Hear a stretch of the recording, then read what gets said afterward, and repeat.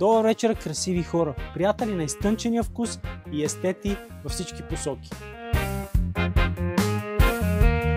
Уважаеми дами и господа, днес отбелязваме 9 години вдъхновение, стил, талант и много труд. Комбинирани, разбира се, с малко френска магия и, разбира се, много немска точност.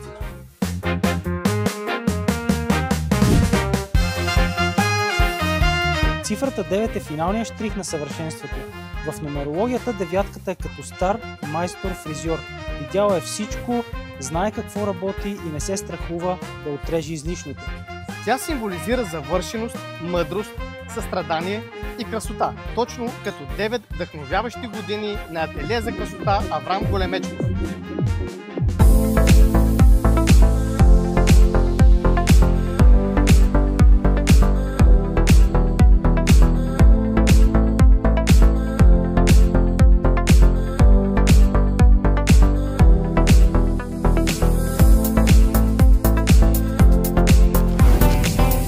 Тук сме с Йоана и Христо. Добре дошли на партито. Какво щеше да работи Аврам, ако не беше коафьор? разбира се, че готвач. Да, разбира се, Мишлен звезда, поне една. А вие идвате за? Отношение, разговор, хубава стрижка, уважение, приятел. Приятел. Поласкана, винаги да удовлетворява моите капризи. Великолепен. Инструментите, с които работи, техниката, с която разполага, душата, която влага, го прави един, за мен лично, изкусен майстор. Рожден ден! Честит рожден ден!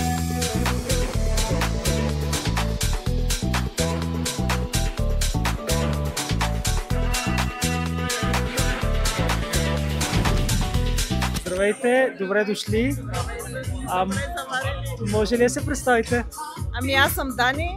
И аз съм Рая. Супер, много се радвам, че сте тук. Харесвате салона? Да, харесвам повече Аврам. Ако не беше коафьор, Аврам би ли могъл да работи нещо друго? Да, ще да дресьор на папагали. Идваме много често, откакто във време отворил ателието и сме негови чести посетители и сме много доволни. Винаги идваме с удоволствие и се чувстваме добре. Обичам Аврам да ни гледи. Всеки път си съм по-красива и по-млада от ателието. Начина си на работа? Да. Негова си работа. Общуването с хората, Няма проблеми. фризурата.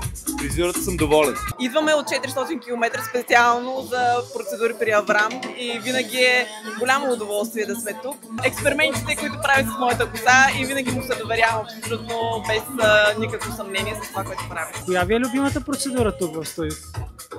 На мен е боядисване. За мен се шуара. Супер, много се радвам, че сте тук и ви пожелавам хубаво прекарване, а в същото време сега имате два подаръци. Ето така, заповядайте за вас, моли. Трябва ли да го критикуваме за нещо, Аврам? Не мисля. Аврам си Аврам, това си е той. Без нерви, със спокоен и каквото и да е, но той никога не си изоставя ангажиментите. Има ли още на къде да се развива? Много трудно. Все едно да кажеш, Porsche и Ferrari има ли на къде да се развиват? Винаги може нови модели. Да, да измислят кораба на Дарт Вейдър.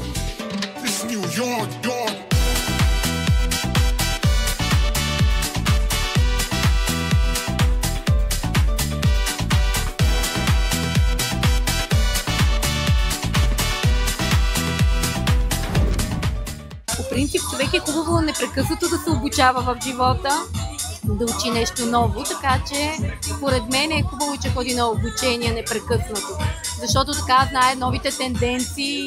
Да, той е крак с модата и винаги трябва да знае нещо ново и винаги много бързо се променя всичко, така че е задължително това. Аврам добър фризьор ли? Най-добрият в България, да. И не само в България, според мен се простира извън границите на България неговият талант. Много е див, много е забавен и винаги пуска смешни шеги и просто има характер. Доверявам се единствено на Аврам. Каквото каже, това е.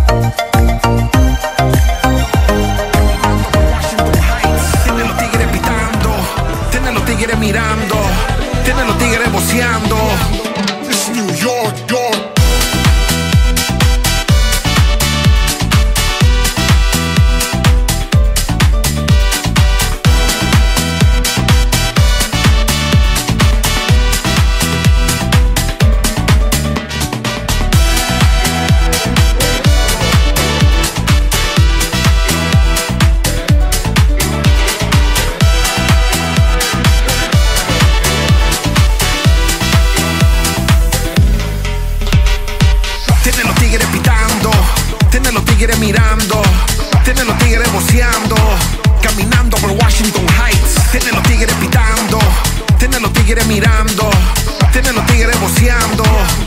It's New York, Muchacha, trajo la salsa, échale. Колко време познаваш Аврам Големечков?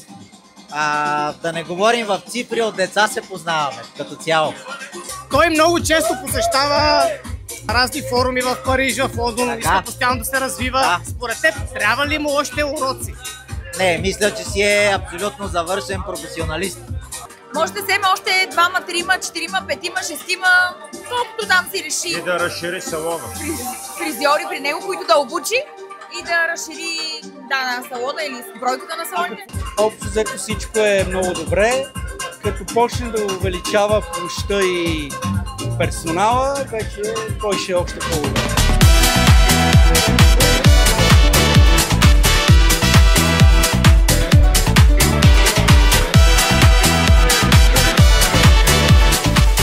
Какво те спечели Аврам, за да може 20 години да бъдеш негов клиент? Ами, много е див, много е забавен и винаги пуска смешни шеги и просто има характер. Тук съм с Кире от Кюстендил. Кире от Кюстендил. Кире Зарев. Кире от Кюстендил. От колко време познаваш Аврам? От доста. От доста. Има ли нещо, което той трябва да промени в начина си на работа тук? Начина си на работа? Да. Негова си работа. Общуването с хората. Няма проблеми. Фризурата. Фризурата съм доволен. С Аврам се познаваме вече, може би повече от 20 години. Това е много скандално. Как може Аврам да ти е приятел 20 години? Не е ли скафил някъде? И аз не знам, ама най-интересното е, че нито аз, нито той сме мръднали. Каквито бяхме преди 20, такива сме и днес. Според мен пробвате някакви кремове за бръчки, които не ни казвате на нас. Доверявам се единствено на Аврам. Каквото каже, това е.